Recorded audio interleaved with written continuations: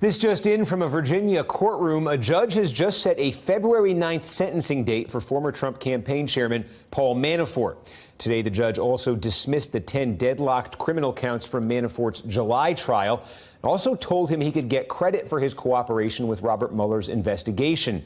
And apparently he has had a lot to say since signing that plea deal with the special counsel's office last month. New reports suggest Manafort has met with Mueller at least 9 times in the last 4 weeks. Each visit was around 6 hours. That adds up to more than 50 hours in just the past month alone. So what, if anything, will come of these meetings, and why is Mueller spending so much time with Manafort this far along into his investigation? Joining me now, NBC News national security and justice reporter Julia Ainsley and former FBI Assistant Director for Counterintelligence Frank Figliuzzi. Frank is also an MSNBC national security analyst.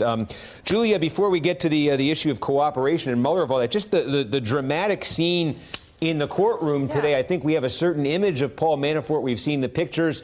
We saw him on TV a little bit there in 2016 during the campaign. Today, a very different looking Paul Manafort was wheeled into this courtroom in a wheelchair, his hair much grayer. He was in a prison jumpsuit, apparently. What can you tell us about that aspect of it?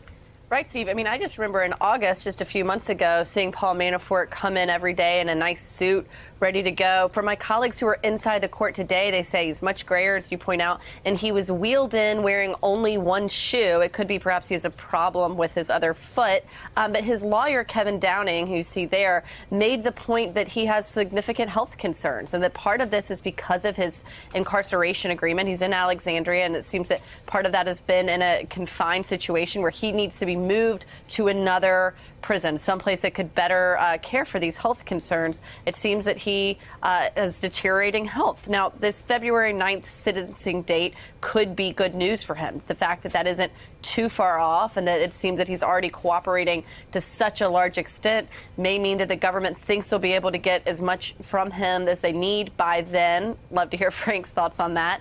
And then they could talk about a sentencing that would not be as severe given the cooperation that he's giving. Hey there, I'm Chris Hayes from MSNBC. Thanks for watching MSNBC on YouTube. If you want to keep up to date with the videos we're putting out, you can click subscribe just below me or click over on this list to see lots of other great videos.